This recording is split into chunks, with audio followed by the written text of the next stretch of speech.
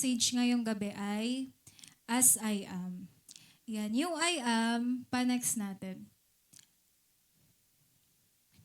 Yung I am, kadalasan ginagamit yung word na I am sa mga introduction. Kunyari, sa first day of school, magpapakilala, di ba? Parang I am, Paul Manse, ganyan-ganyan.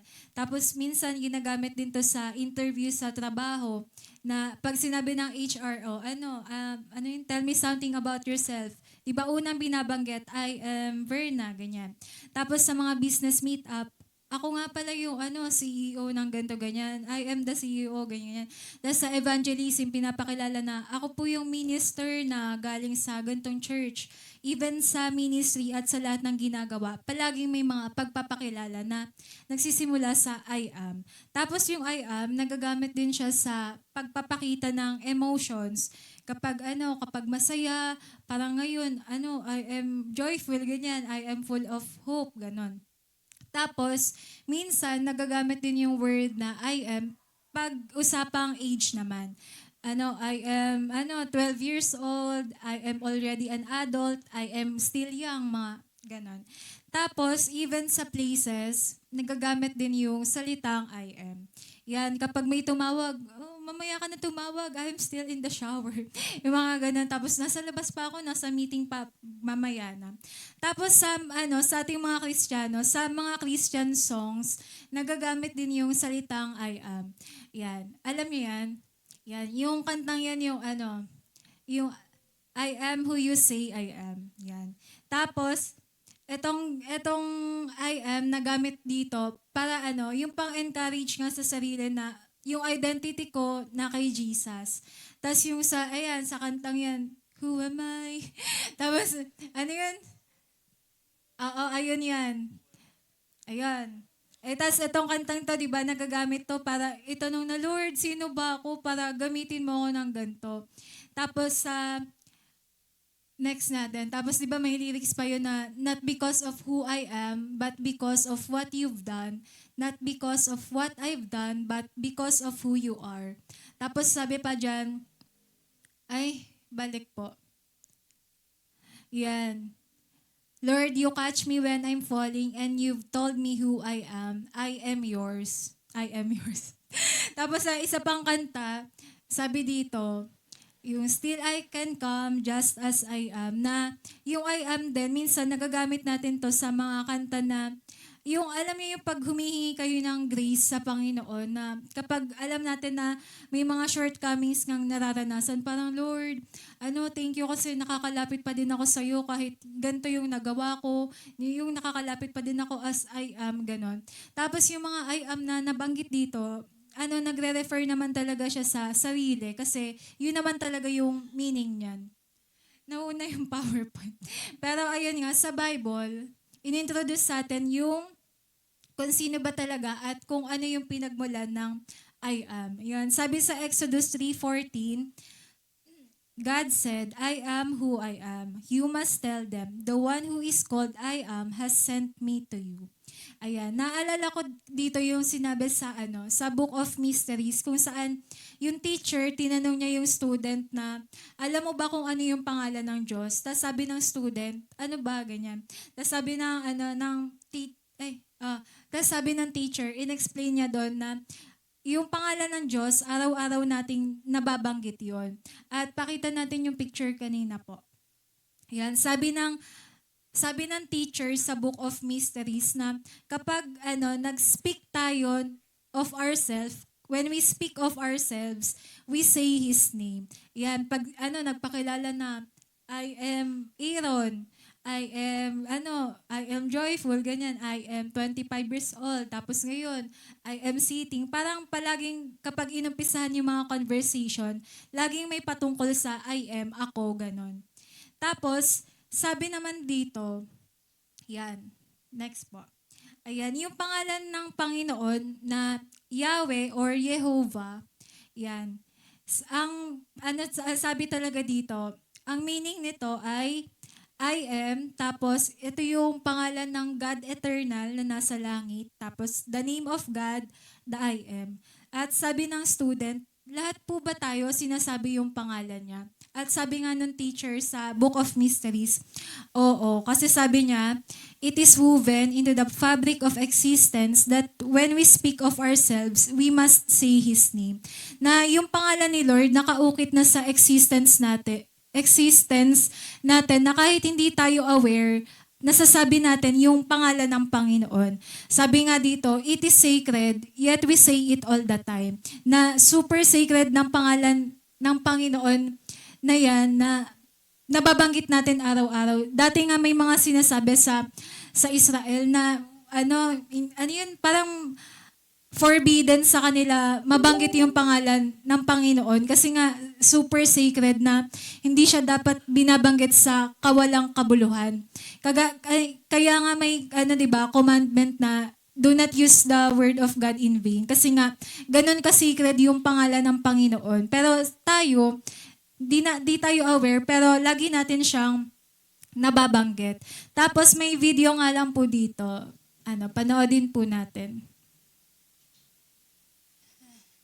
In the spelling of the sacred name, Yahweh, are in fact the only consonants that, if correctly pronounced, do not allow you to use your tongue or close your lips. In fact, we know that the pronouncing of the sacred name was an attempt to imitate and replicate breath. That it was inhalation and exhalation. Wow. And then he began to do it into the microphone.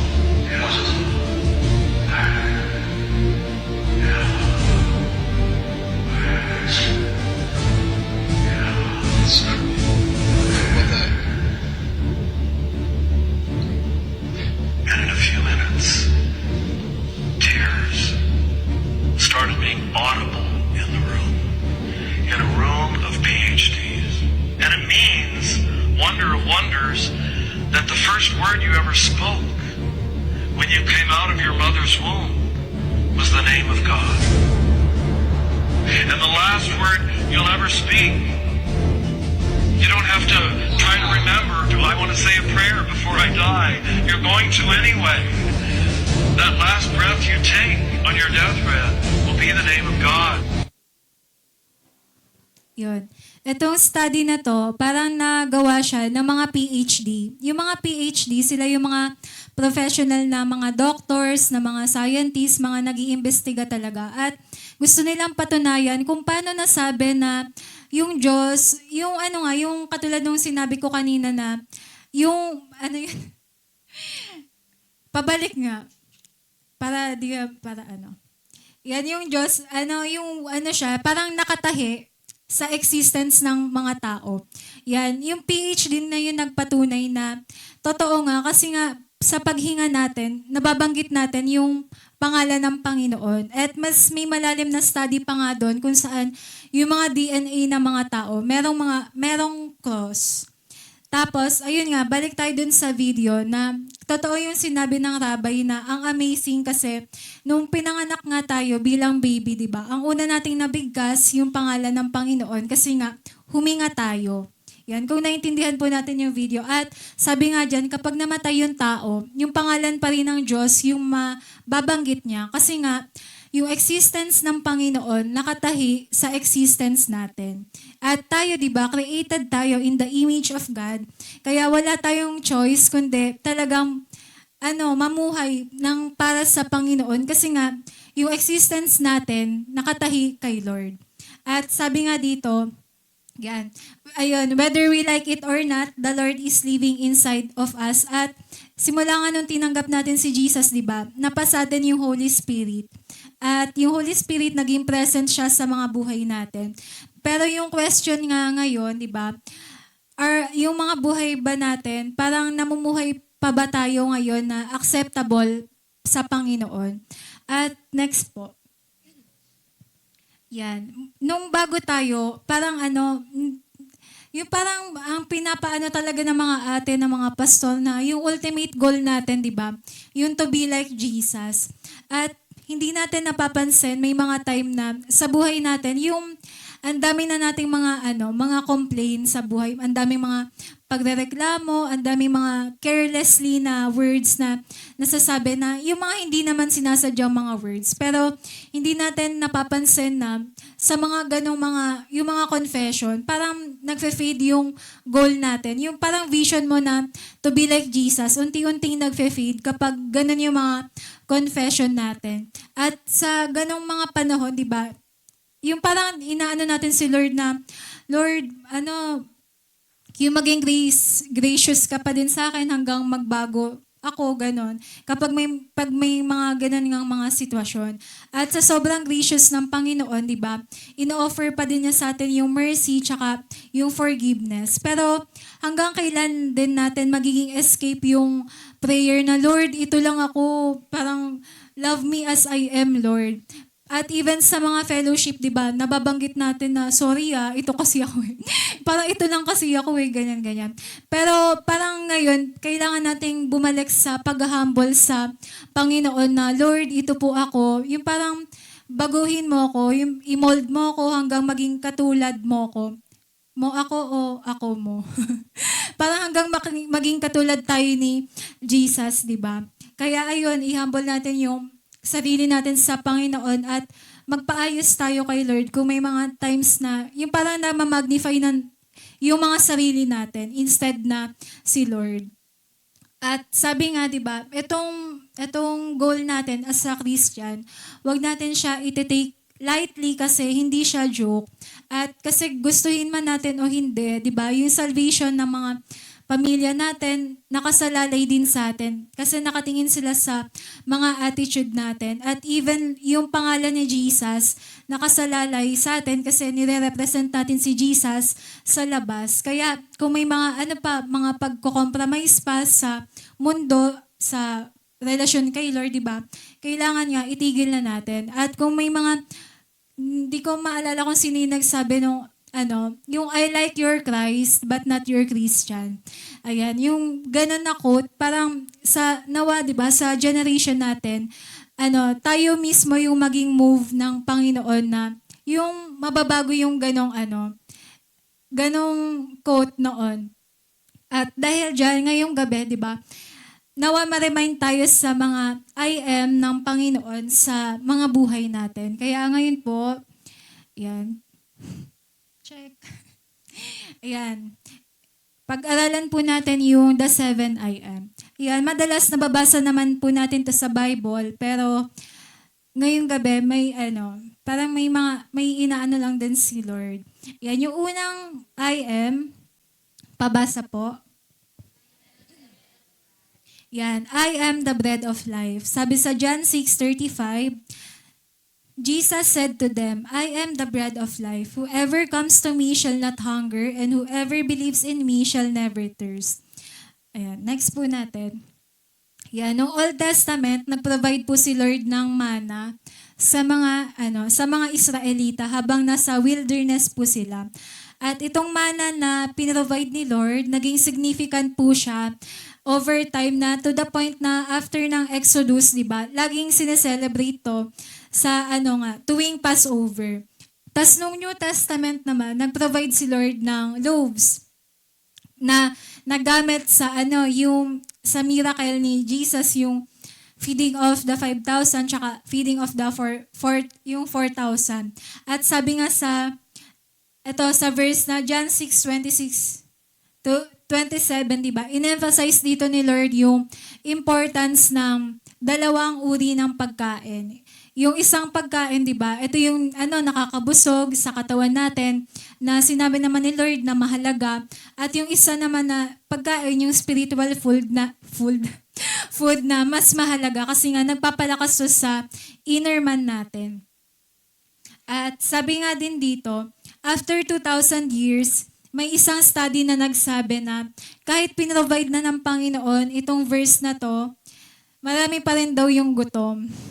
At kahit alam na daw ng mga Christian na si Jesus, He alone will satisfy, marami pa rin kumukuha ng satisfaction sa ibang mga bagay, sa ibang mga tao, o sa ibang mga lugar na never naman din nagsasatisfy. O kung matutuwa ka man, yung saglitan lang, pero iba yung satisfaction na dala nga sa presensya ng Panginoon. At sabi nga dun sa study na yon, yung top 3 na comfort na inaasam ng mga tao o yung ginagamit nila para daw ma-satisfy yung mga longing nila, yung top 3 daw, yung mga drinks, sex, tsaka ambition. Yan. Pero ayun nga, kahit yun pa din yung pinipili ng mga tao, wherein na yung infinite joy naman, binigay na ni Lord, inoffer na sa atin. Sabi nga dito, sa verse, I, the Son of Man, am ready to give you what matters most. Na naparito si Lord, di ba, to give us what matters most. At ayun nga yung life eternal. At sabi nga po, di ba, sa communion Sunday na, sa Sundays, ay, bukas na ba yun? Ano na ba? Oo. Sabi nga sa communion, di ba, si Jesus, yung katawan niya, pinagpira-piraso para tayo maging buo. At minsan, di ba, hindi natin na-appreciate yung bagay na yun. Parang nagtitake lang tayo ng communion para lang yung, matawid lang na, first Sunday ngayon. Pero tuwing communion po ba, parang inaalala natin yung naging sacrifice ng Panginoon para sa atin. Kaya nga, di ba, sinasabi nila, Pastor, na kapag communion, dapat seryosohin kasi si Jesus, seryoso siya sa krus nung namatay siya para sa atin. Kaya tayo, di ba, kung nakakaramdaman man po tayo ng gutom, bubusogin tayo ni Lord. Amen. Kasi ako, wag na magdadrama. Hindi pa kasi ako nag-lunch. Bale, bukas na lang. Pero ayun nga, bubusogin tayo ni Lord. At kung gutom tayo, lumapit tayo sa source. Huwag tayong lalayo. At huwag nating i-feed yung mga sarili natin ng mga bagay na hindi naman talaga makakapag-satisfy. At kung if we feel empty, di ba, magpapuno tayo sa Panginoon. At kung puno naman tayo ng mga maling bagay, i-lay down natin lahat yon sa altar. At magpatulong kay Lord na maging maayos nga din yung mga buhay natin. Kasi di ba kapag lumapit tayo kay Lord, He will satisfy us. Just believe, di ba? And ask the Lord. Ay, sa sunod naman po, yan, pabasa po. Yan, sabi dito, I am the light of the world, and those who embrace me will experience life-giving light, and they will never walk in darkness. Sa Greek, yung never na na word, ang meaning nun, no, never. Parang never again, ganon. Tapos sa Aramaic naman, yung meaning ng walk, they will never be driven or pushed in darkness. So, nung sinabi to ni Jesus, sinabi niya na never again na tayong mapupush or mapupunta ulit sa darkness. Kasi nga, pinakilala niya na yung sarili niya bilang light of the world. At sabi nga din sa isang quote, light bears witness to itself, na yung meaning nun na kahit yung araw, kahit hindi niya padunayang araw siya o nandyan siya, malalaman mong may araw kasi nga maliwanag. Kahit na ulan kapag tanghali, malalaman mo na may araw kasi hindi naman black yung langit. Ganon. At sabi nga din dito na si Lord, kahit hindi niya patunayang andyan siya. Kasi nga makikita natin yung liwanag tsaka yung pag-ibig niya sa lahat nga ng makikita natin tsaka tinitignan natin. At sabi nga dito, ang hindi lang nakakakita ng liwanag ay bulag. At sabi sa Bible, sino mang tumanggap sa Kanya ay makaka-experience nung life-giving light. Kaya marami mang, parang feeling man natin, yung parang madilim na. Pero look to Jesus kasi nga, parang siya nga yung, hindi pala parang, talagang siya yung light na, yung makiklear ng, mga daan natin, ng mga path natin. At sabi dito sa sunod, yan, sabi dyan, the light shows what we could not see and guides our every step. We shall never be left alone as Jesus guides our way. Our part is to follow Him, to submit ourselves to His guidance, and respond to His direction. Na si Lord, di ba, pinrovide niya na yung sarili niya bilang guide sa mga pupuntahan natin. Yung part na lang natin, di ba, yung mag-submit sa Panginoon, yung sundan, yung liwanag. Kasi nga, ayun nga, si Lord nga yung nagki-clear nga kung saan ba dapat tayo. Sabi diyan, it is not enough to look at His light. Hindi sapat lang yung titignan mo lang si Lord sa malayo. Kundi dapat, di ba, we must follow the light and walk in it. For it is a light to our feet, not only to our eyes. Yan. Naalala ko yung sinabi ni Pastor dati sa Magdaong. Ano yun 12-hour prayer. Sabi niya doon, parang naka-circle lahat. Sabi niya, yung parang tayo ba, gugustuhin ba natin na yung, may relasyon tayo kay Lord, pero yung sa malayo lang. Yung parang, kunyari, nandito si Lord, tapos ikaw, andon sa may pinto, parang ganun ba kalayo yung gusto nating maging relasyon sa Panginoon? O yung parang ikaw, yung gustong-gusto mo na, yung gutom na gutom ka kay Lord na, yung lalapit ka talaga, yung hindi ka makukontento, yung tatabi ka talaga sa Kanya. Yung ganun. Kaya ayun din yung sinasabi yan sa I am the light of the world na ang gusto lang ba natin yung makita natin yung liwanag sa malayo o yung lumapit tayo sa liwanag. Ayun. Tapos, pangatlo naman, yan, pabasa po. Yan, ano po yung una? Pangalawa, pangatlo, yan, I am the door. Yan, next nga po muna natin. Mali yung nakuha kong picture. Pero nung unang panahon, yung mga tupa sa sa Israel, yung mga tupa, may tinutulugan sila. Ang tawag doon yung sheepfold. Yung sheepfold, attached siya sa isang bahay, sa bahay ng shepherd. Dapat may bahay dyan. Mag-imagine na lang po kayo na may bahay na nakakabit doon sa pinto. Yan. Sabi doon, in order na makapasok yung mga tupa sa sheepfold, dadaan muna sila sa pinto ng bahay. So kapag hindi sila nakadaan sa pinto ng bahay, sa labas lang sila matutulog. Ayun. Sabi nga dito, so to enter yung sheepfold, dapat umuwi muna yung tupa. Yan.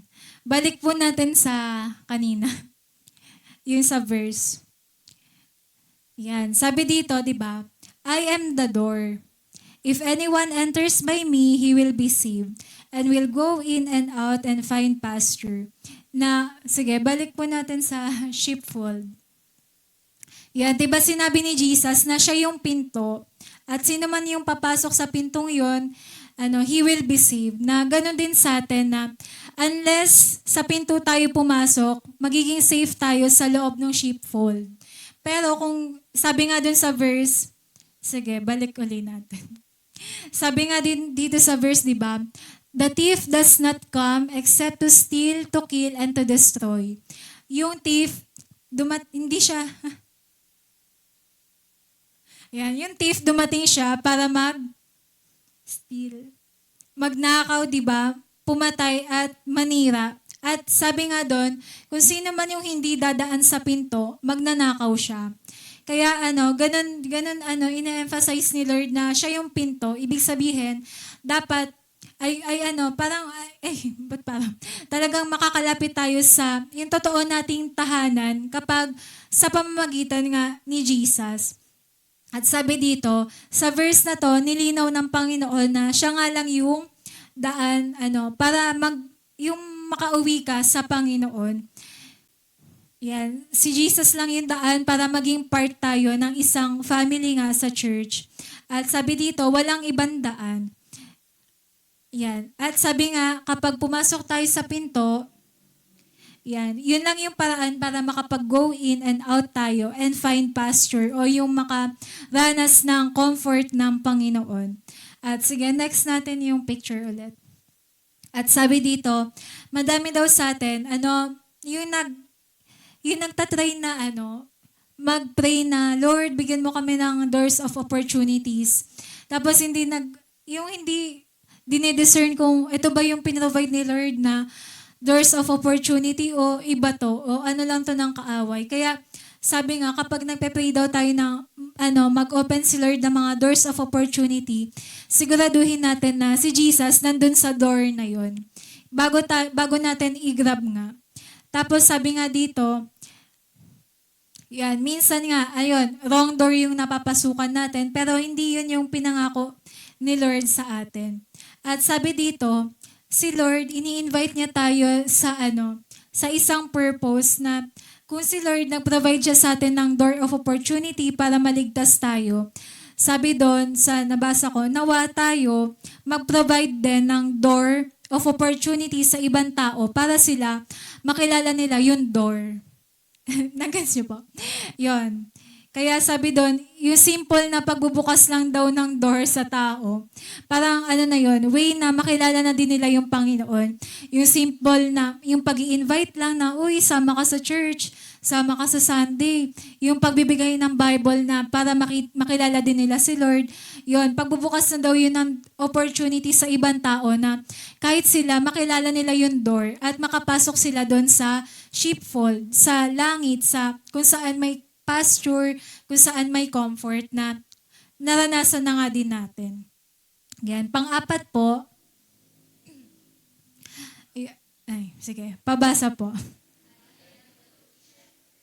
Sabi dyan, I am the good shepherd who lays down my life as a sacrifice for the sheep. I alone am the good shepherd. And I know those whose hearts are mine, for they recognize me and know me, just as my Father knows my heart, and I know my Father's heart. I am ready to give my life for the sheep. Yan, next po natin. Yan, sabi doon, sa unang version ng Bible, o sa pinaka-original version ng Bible, yung meaning daw ng good, dun sa good shepherd ay intrinsically good, beautiful, at fair. Hindi lang siya basta good, kundi talagang super good. Hindi ma-describe, indescribable na good shepherd. Ayun, sabi doon, si Lord, hindi naman niya tayo pinupush na yung makapasok sa pinto na, hindi, pumasok ka na. Ikaw tupa ka. Pumasok ka na. Hindi naman tayo pinupush ni Lord, tupa yon. Hindi tayo tinutulak o sinisipan ni Lord na pumasok sa pinto, kundi yung parang gentle pa din si Lord bilang shepherd nga. At sabi dito, saan na ba? Ayan. Yun, sabi niya, oo nga. Sabi niya, di ba, shepherd si Lord at ginaguide nga niya tayo along the way hanggang makapasok tayo dun sa sheepfold na nabanggit ko nga kanina. At sabi nga din dito, maraming mga tao na yung nagrereklamo sa proseso. Yung parang, pangarap ko maging doktor, pero sa mga pag-aaral, ayoko na pala. Parang ayoko makakita ng dugo, ayoko ganyan-ganyan. Pero pangarap ko mag-doktor. Yung mga ganun na, gusto lang yung ending, pero yung process, parang nilalaktawan. Yung mga nag-aaral, di ba? Ayoko na mag-aaral. Pero nakagraduate din naman. Yung mga ganun na parang ayaw natin minsan yung process. Pero sa mga process, doon tayo tinuturuan ng Panginoon. At ganun si Lord bilang shepherd na hindi niya tayo, yung parang, ang tawag doon, minamadali. Kundi yung talagang little by little, talagang ginaguide niya tayo along the way. At sabi nga dito, as those He loves, we are able to hear His voice and follow His leadership, knowing He is good. We are not asked to measure up to some impossible standard or earn His approval. He simply asked us to hear and follow, but that decision is ours to make. He will not force it upon us. Na ang gentle ni Lord, di ba, bilang shepherd, kasi nga, di ba, ino-offer niya sa atin yung good, perfect, and pleasing will niya, pero hindi niya sa atin, yung tinutulak yun, kundi binibigyan niya pa din tayo ng free will kung susundin nga natin yun. Pero, ayun nga, gentle si Lord, kasi nga, kahit anong ginagawa natin, sa ending ng buhay natin, ang ino-offer niya talaga, yung kalooban niya. At sabi nga dito, yan, He does not forget what He whispered to your heart. Kung may mga time na nagda-doubt ka na kung ano na ba, Lord, iniwan mo na po ba ako along the way. Pero tandaan natin na hindi nakakalimutan ng Panginoon yung mga simpleng pangungusap niya sa mga puso natin. Sabi dito, what He promised in the quiet, yung mga pinramis sa atin ni Lord, yung deep inside our heart, yung between us and the Lord, sabi dito, He will bring to life in His perfect time. Basta, yun, magtiwala lang tayo kay Lord sa proseso. Kasi nga, kung ano yung pinangako sa atin ni Lord, He will bring it, in His perfect time. Yun. Dahil sabi nga dito sa quote, sabi ni Vlad Savchuk, who you're becoming is more important than what you're achieving. Na sa process, kung gaano tayo nababago, yung parang ang tinitingnan ni Lord, kung may character development na ba, kung unti-unti na bang nagiging patient si Althea, kung nagiging loving na ba si Tin, kung nagiging faithful na ba si Ella. Parang ayun yung tinitignan ni Lord, hindi yung mga na-achieve na, uy, top 1 si Nicole. Parang, oo, top 1 si Nicole, pero along the process ng, bago siya maging top 1, parang, naging okay ba yung character niya o parang naging ano ba yun sa kanya. Kaya ayun yung tinitignan ng Panginoon sa atin. Yung process, mahalaga po yun. Ayan. Yun. Ninote ko dito, walang saysay kung ang dami nating na-check sa bucket list natin. Pero kung neglect din naman natin yung spiritual life na.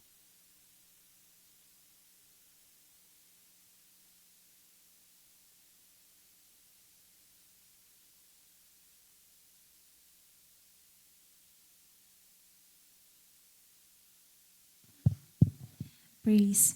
Ayun, kaya sa Christian walk natin, huwag natin kakalimutan si Lord kung unti-unti niyang sinasagot yung mga panalangin natin na nagkatrabaho lang tayo, nakalimutan na natin si Lord, mas naging mahalaga na yung sahod. Yung sinasabi nga, naging alipin ng salapi. Diba? Huwag po tayong maging ganon. Na kapag in-answer lang ni Lord yung prayer natin na magkapera tayo, yung nakalimutan na natin si Lord, yung lahat na ng lugar pinuntahan natin, pero yung church parang, na-neglect na. Kaya ayun nga, mas mahalaga kay Lord yung character, yung heart, kaysa sa mga bagay na na-achieve natin. Pero syempre, di ba, ino-honor naman ni Lord yung mga achievements natin kasi meron tayong mga achievements dahil nga tinulungan tayo ng Panginoon. Pero yun nga, magiging balance pa din tayo na dapat yung heart natin nasa Panginoon pa din. At number 5,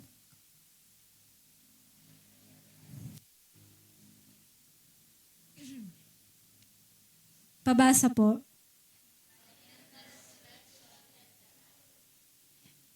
Yan. Sabi ni Jesus, I am the resurrection and I am life eternal.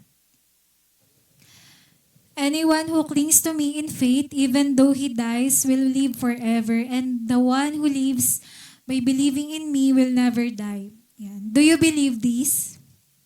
Ayan. Do you believe this? Amen. Naniniwala tayo na binubuhay ni Lord kung ano man mga patay sa buhay natin. At etong time na to, ito nga yung time na yung si Lazarus namatay na. Pero ang ginawa ni Lord, di ba, na-resurrect pa din si Lazarus. At sabi nga dito, sa mundo ngayon na puro instant access lahat, hindi daw, parang pag may delay, parang inip na tayo na, ano ba yan, ang tagal ng pagkain. Sabi, 30 minutes, 32 minutes na.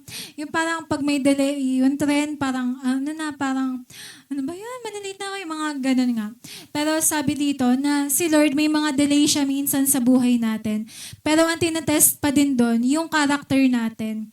Kung magrereklamo na ba tayo sa mga delay, o sa mga delays ba ni Lord, maniniwala pa din tayo na minumold lang kasi tayo ni Lord sa mga answered prayers nga.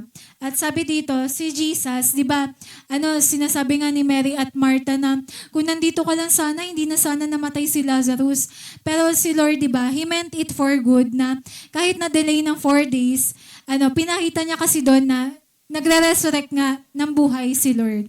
Kaya, ayun. Next natin. Yan, sabi dito, resurrection is a return to life. Life as it should be and was originally intended. It is the time when the soul would be free from its shackles. Kaya meron mga buhay natin na kailangan ng resurrection. Diba? Resurrection ng mga pangarap kay Lord na minsan dati mong pinangarap na ganito yung gawin kay Lord, tas biglang nag-fade. Ngayon kung parang gusto mo pa rin yan gawin kay Lord, diba? Mag-pray tayo na i-resurrect yan ng Panginoon. Even yung mga talents na hindi nagamit kay Lord noon gusto mo naman talaga mag-drums pero parang hindi ka pa available, hindi ka willing. Gusto mo lang pero hindi ka willing, hindi ka available. Ngayon, di ba, pwede tayong bumawi kay Lord na ma-resurrect ulit yung mga dead talents, di ba? At yung iba pa, even yung mga pagmamahal sa tao, kung namatay na yan, kayang-kaya yan buhayin ulit ng Panginoon. Yung pagmamahal sa Bible, kaya yan buhayin ng Panginoon ulit na maging on fire ka ulit, maging excited ka ulit sa pagmamahal sa Bible, even sa pagmamahal sa prayer, at yung pagmamahal nga sa Panginoon mismo. Yan. Now is the time, di ba? Is the time when the soul would be free from its shackles. Na ngayong gabi yung time na yung makawala yung mga soul natin sa mga bagay na yung mga bandage, 'di ba? Makawala tayo doon. Even yung mga gapos ng kaaway, 'di ba? I-cut na natin 'yon, mag-decide tayo na ma-resurrect ulit yung mga buhay natin para maging tayo. Yung ang tawag doon, yung talagang acceptable na mga tao para sa Panginoon na naglilingkod. At pang-anim naman po, pabasa po. Yan. Ano po yung number 1? Number 2? Number 3? Number 4? Number 5? At number 6? Yeah, no one comes next to the Father except through union with me. Sabi dito, si Jesus, hindi niya lang basta tinuro, dito yung daan, dyan kayo Hindi niya lang tinuro yun, kundi pinoint out niya sa sarili niya na ako yung daan, kaya walang ibang daan, di ba, papunta sa Ama, kundi sa pamamagitan lang ng Panginoon. Sabi dito, si Jesus, hindi siya yung version lang ng katotohanan o yung mga nasa-search sa Google na yung fact, yung FACT na pag nag-search ka na, yung facts about sa sa puno, parang lalabas lahat yun. Hindi si Jesus, hindi siya basta ganun lang, kundi totoo talaga siya. At si Jesus, siya yung mismong buhay sa yun, na nagbibigay buhay nga din sa atin. At sabi dito, to know me, to know Jesus, is to know the Father too. And from now on, you will realize that you have seen Him and experience Him. Na, yun nga, diba, nagpaparana si Lord ng heaven on earth sa pamamagitan din ni Jesus. Kaya, yun nga, sa pamamagitan ni Jesus, mararanasan natin kung ano ba yung in-store ng Father sa mga buhay natin. At sabi dito sa sunod, He is not a version of living. Hindi siya yung basta living thing lang, kundi si Jesus, siya talaga yung buhay. And by following Him, not only are our troubled hearts put at ease, our confidence increases knowing He is the initiator, sustainer, and the keeper of life itself. Si Jesus po lahat yan. At number 7, pabasa po. Si Lord, siya yung true vine. Ito na yung last po sa 7 AM. Sabi dito, nakita natin yung humility ni Jesus nung sinabi niya na siya yung true vine. Kasi nga, sinabi niya na siya yung the way, the truth, and the life. Siya yung resurrection. Siya yung shepherd. Parang lahat ng mga sinabi na ng Panginoon. Pero sabi diyan, nakita yung pagiging meek ng Panginoon nung sinabi niya na siya yung true vine. Kasi nga sa Israel dati, ang pinaka center ng pamumuhay nila, yung pagiging mayaman kapag may vineyard ka nga. At doon nga lang daw umiikot yung yung buhay ng mga may vineyard dati kasi nga nakakapag-produce ng wine, yung parang pagiging mayaman. At sabi dito, yung yung wine, part siya ng diet ng mga Palestinian. At sabi dito, yon kung paano naging center ng kung paano naging center yung vineyard ng mga Israel dati, ganun din daw si Jesus na center ng mga buhay natin ngayon. Kasi kapag hindi nga siya center, di ba, parang na wawala tayo sa posisyon. At sabi nga dito, yan, siya nga yung head, di ba? At tayo yung body. At sabi nga dyan, kapag daw, humiwalay tayo sa vine, we are nothing. Yan. Tapos sabi nga dito, yan, He cares for the branches connected to me by leaving and propping up the fruitless branches and pruning every fruitful branch to yield a greater harvest. Na si Lord, di ba, pinuprune niya tayo bilang mga bunga niya nang sa gayon, maging tayo, kagamit-gamit pa rin para sa Panginoon. At sabi nga din dito sa sunod, yan, bilang true vine, ina-encourage tayo ng Panginoon to live, remain, and make your home sa Panginoon. Kung sinabi ng Panginoon, I am the true vine, ibig sabihin, may false vine, kasi siya yung true eh. At sa atin nga daw, anong tawag doon? Mag-evaluate tayo kung saan tayo nakakabit. Kung sa true vine ba, kay Jesus ba, o sa false vine. I-check natin kung ano yung head natin. Si Jesus pa ba o iba na? Yung mga worldly things pa ba? Yung mga worldly pleasures pa ba? O kay Jesus pa din? Kaya ang tanong dyan, di ba? Are we still connected to our vine? O kailangan natin mag-reconnect? Sabi dito, kapag nakakonect tayo sa Panginoon, nagiging fruitful tayo, tsaka we become more like Him. Na kapag nakakonect tayo kay Lord, nagiging katulad tayo ni Jesus. At sabi nga din dito, pa-next po. Kala ko may naiyak. Sabi dito, you may at times feel like you've lost your fire for God. Na minsan, baka nararanasan natin na hindi na ba ako on fire? Ganun. Pero sabi dyan, God hasn't lost His fire for you. Yan. Si Lord, hindi na wala yung pag-ibig niya sa atin. The Holy Spirit is more patient than we are flawed. More loving than we are stubborn. Yan. Kaya, kung na-feel man natin na matigas na yung puso natin, ayan, panoodin po natin tong video.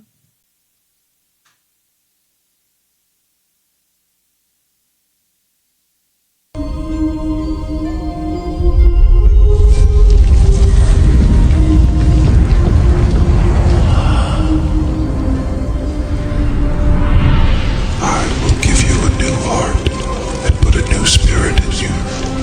I will remove from you your heart of stone and give you a heart of flesh.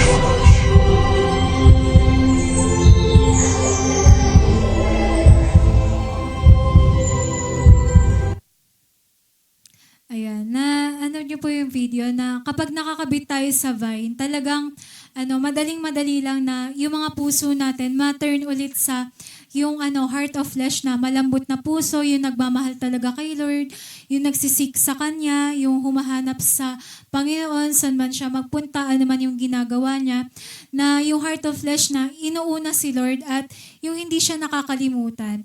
Kaya I pray, diba, sa lahat po ng aspeto ng buhay natin na maalala po natin palagi si Lord at maging totoo sa atin yung taking up our cross and following Jesus. Kung matigas na yung puso natin, di ba? Si Lord, kayang-kaya niya tayo bigyan ng bagong puso. Yan. Alam natin na gracious si Lord, pero wag po natin i-take for granted yung grace ng Panginoon. Yan. We can come as we are sa Panginoon, pero do not take away yung right ng Panginoon sa buhay natin mismo. At sabi dito, Christ's message was not that God wants you to stay just as you are. Yung message ni Lord ngayong gabi, ayaw niyang manatili tayo just as we are, na kung ano tayo ngayon, yung parang ayaw tayo iwan ni Lord na hanggang ganito na lang. But instead, God wants us to become just as He is. Na sabi nga, di ba, yung nasabi ko na. Pero ayun nga, gusto ni Lord na, yun, sa mga I am na nasabi kanina, na-remind ba tayo kung gaano ka-great si Lord sa mga buhay natin, kung gaano siya katapat, kung gaano kumikilos, tsaka nangungusap si Lord sa yung kasulok-sulukan ng mga puso natin. At yung mga nabanggit kanina, di ba, yung I am, nasasabi lang sa pag nagpapakilala ko, ganyan, pag nagpapakilala tayo. Pero ngayon, di ba, tinuro sa atin ni Lord na yung I am natin sa mga buhay natin, pwede niyang i-represent yung pagiging great I am ng Panginoon, na yung magda-die to self talaga tayo, yung makikita si Jesus sa mga buhay natin, na di ba sa atin nga, puro evangelism na yung pinapagawa sa atin ni Lord. At sa paglabas po ba natin sa church na to, sino yung nire-represent natin? Yung I am na pangalan natin o yung great I am na great naman talaga sa mga buhay natin? Kaya sa ngayong gabi na to, di ba, huwag tayo magstay sa mga estado ng buhay natin na yung normal lang, kundi mamuhay tayo sa extraordinary life na ino-offer nga ng Panginoon. Sabi dito sa sunod, His existence is first, and your existence flows forth from His. Na nauna si Lord mag-exist, at yung existence natin, nag-e-exist lang tayo dahil nga nag-e-exist si Lord. Therefore, you must put Him first, and then let everything flow from that. Na sa buhay natin, kailangan i-priority talaga natin yung Panginoon, at kapag priority natin si Lord, di ba, everything will follow sa mga buhay natin. Let everything begin with Him and flow forth from Him. That's the secret of life. To not only live for Him, na hindi lang mabuhay para sa Kanya, pero mamuhay from Him, na yung sa pamumuhay natin, namumuhay talaga tayo na yung goal natin na to be like Jesus, na hindi lang tayo mabubuhay for His glory, pero sa pamumuhay natin, namumuhay na talaga si Jesus sa buhay natin. Sabi diyan, to live from His living, to move from His moving, to act from His actions, to feel from His heart, to be from His being, and to become who you are from who He is. Kaya ngayong gabi, ang gusto sa atin ni Lord, yung maging talaga tayo, yung reflection na ng Panginoon. Kasi nga, He is the I am of all I ams. At sabi dito, si Lord, yung the great I am. Yan, kaya ninote ko dito na, may our I am be consumed by the power of the great I am. Nawa yung mga I am natin na, I am sad, I am ganto, ganyan, nawa makonsume yan ng power ng great I am, na mapalitan ni Lord lahat ng mga lungkot, lahat ng mga pagod, lahat ng mga kabigatan o yung mga nararamdaman natin na hindi naman talaga karapat-dapat. Yan, maging totoo yung I am sa mga buhay natin. To the point na yung kinakanta natin, Jesus is in me and Jesus is in you, maging totoo din talaga. At yung taking up your cross daily and follow Him. Tapos may ipaparinig lang po ako sa inyong kanta. Andyan ba yun?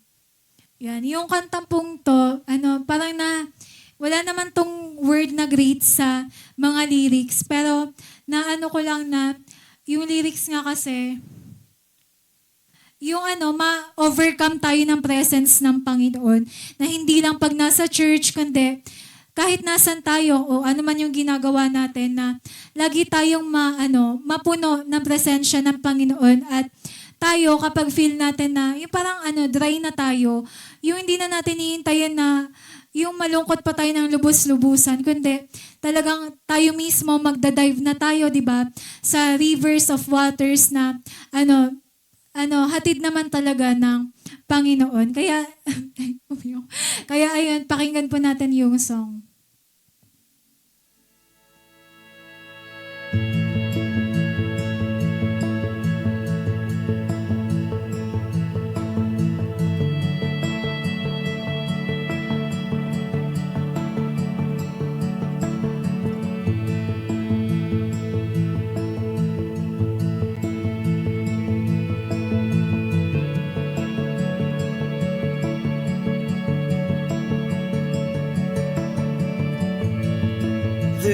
nothing worth more that will ever come close.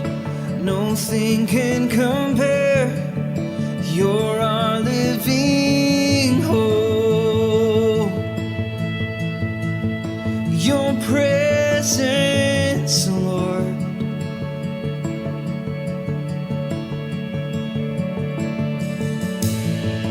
I've tasted and seen of the sweetest of loves, where my heart becomes free and my shame is undone.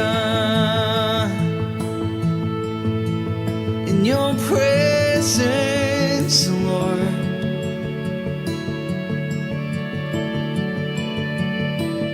Holy Spirit, you are welcome here. Come flood this place and fill the atmosphere. Your glory, God, is what our hearts long for. To be overcome by your presence, Lord.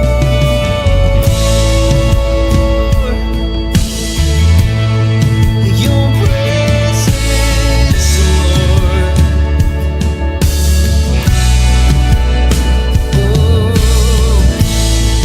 there's nothing worth more that will ever come close. Nothing can compare. You're our living hope. Your presence, Lord.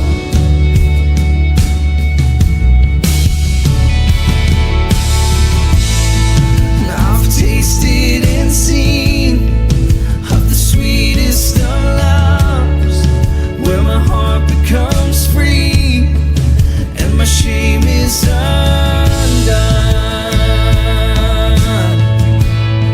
In your presence, Lord.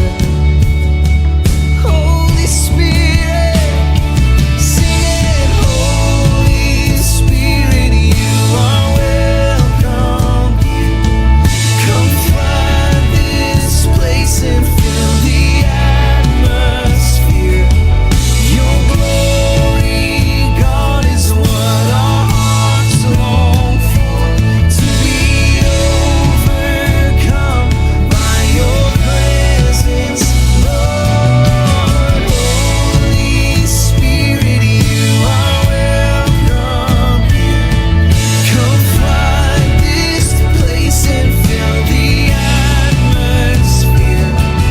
Your glory, God, is what our hearts long for.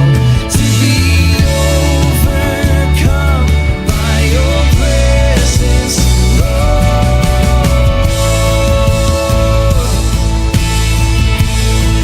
Your presence, Lord. Oh, your presence, Lord. Your presence, Lord.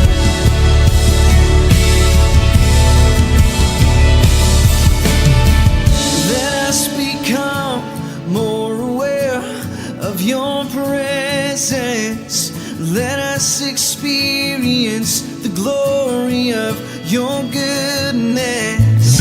Let us become more aware of your presence.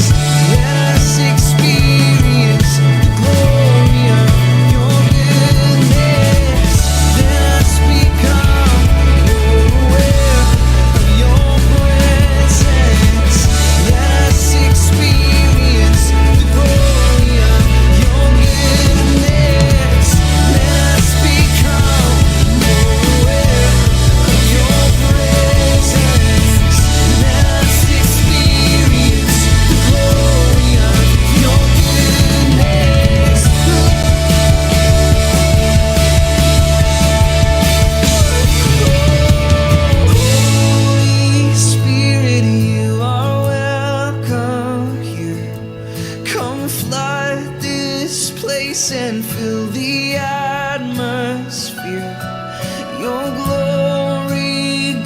is what our hearts long for, to be overcome by your presence, Lord.